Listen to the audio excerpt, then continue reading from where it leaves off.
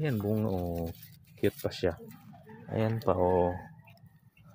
Ayan. Ito pa oh.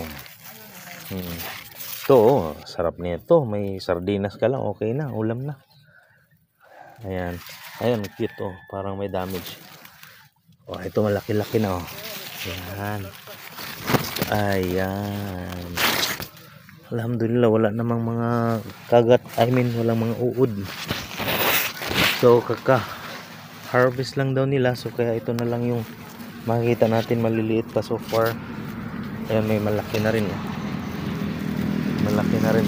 So, dito tayo. Check natin to. Ayan oh, pataas yun. Ayan. Ayan. So, dito hindi pa siya dumataas. So, dito. Ayan oh. Diba?